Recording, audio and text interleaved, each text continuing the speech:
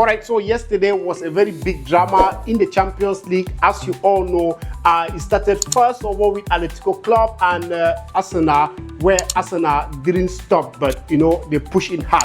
And I'm saying this is gonna be the year that Arsenal is surely gonna grab something, either a very big trophy or they're gonna top the English Premier League. It has proven that Arsenal are very good everywhere. Remember when the season started, when the Premier League started, Arsenal were scoring goals, and the goals were coming from their left back and their right back, giving the assists.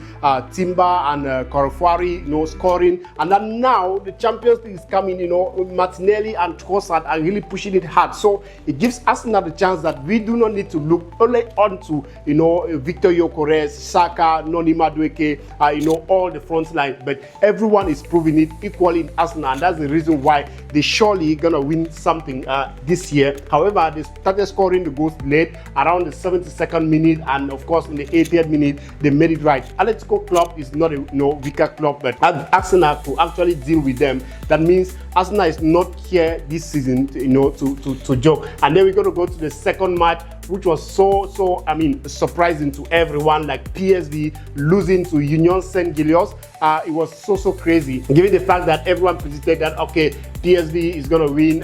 Where is Union Saint-Gilloise coming from? But it was a big surprise as in the first 9 minutes, they started receiving it like through penalties were promised put in the back of the net, and then the game ended 3-1 against for Union Saint-Gilloise. PSV losing was so shocking for everyone. And then the third game of the night was Real Madrid versus Marseille. Marseille, prove it. They were kind of strong. They were dedicated to beat Real Madrid, knowing how Real Madrid was strong, but it wasn't enough. But however, the first goal came in the 22nd minute, where Timothy Weah scored the goal against Real Madrid. And of course, just a few minutes later, Kylian Mbappe got a penalty and then equalizes it. And in the 70th minute, where Carvajal was already, I think this should be the first red card of the Champions League this season. It goes to Carvajal. He came off the pitch after, Alexander got an injury. And then Kylian Mbappe in the 80th minute made it again, going home with all 3 points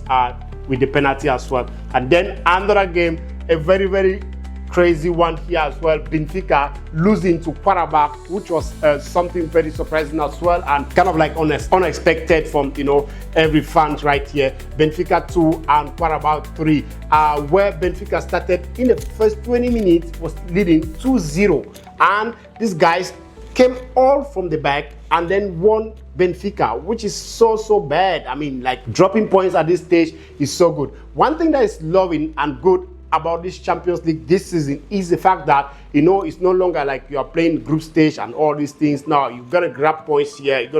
It's so interesting now this season. And then we go down here to Tottenham Hotspur, where they had to force and pressure Villarreal to have an own goal, and then of course they kept it until the end of the match, which is more important. 3 points here matters a lot. Grab your points and then just go home. So Tottenham Hotspur 1-0 against Villarreal is very good. It's a big win for them. And then we go to the most dramatic game of the night. That was Juventus and Borussia Dortmund. This game, the first half was kind of new. But then imagine 8 goals coming all in the second half. What a drama it was. And then Adeyemi opened the scores in 52 minutes, and then wherein they started leading the goals, and then they equalized, and then Dortmund is coming from the back to score, and at points in time it was 4-2, and Dortmund was like, okay, yeah guys, we've got it. And then whatever, they came back again to equalize, which was so kind of shameful for the Dortmund. And however, I talk about this Dortmund this season, like, it's a team that is kind of not serious. They've got just 2 players in here who are kind of impactful, but still they cannot challenge Bayern Munich, because so far Bayern Munich is going to be the one to beat the Bundesliga this season. They've got just Adeyemi and Guirassy to contend with. Okay, we've got some more games coming today. So this is all what happened yesterday. Now we're going to take a quick look to the Champions League table to see who is already standing first, how many goals difference they've got, and then we're going to take a look as well who is having more goals and how many goals have been scored so far in the Champions League this season. It's going to be a very interesting one. Here we go. The Champions League now is standing like a league table, so now it's no longer playing group by group. It was changed last season, but I think this is one of the best ones. So we go here where you see on the first position is going to be Union Saint-Gilloise where he won his game very well, and Arsenal following Qarabağ, Real Madrid, Tottenham Hotspur, Dortmund, Juventus. So these are all the teams that grabbed 3 points yesterday, starting from Tottenham Hotspur all the way up. They grabbed their 3 points yesterday.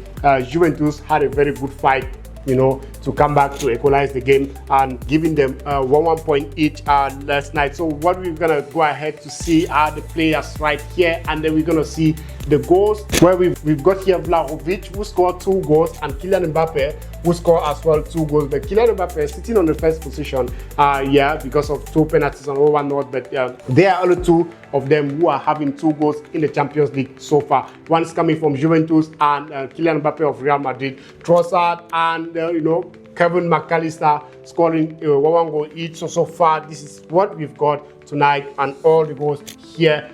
We take a look at the teams, and the highest team that has scored is Dortmund, of course, 4 goals. Juventus 4 goals, and Qarabağ as well 3 goals, alongside Union Saint-Gilloise and Arsenal scoring 2 goals as well. And then let's take a look at some quick assists right here. Assists coming from Juventus are 4 already.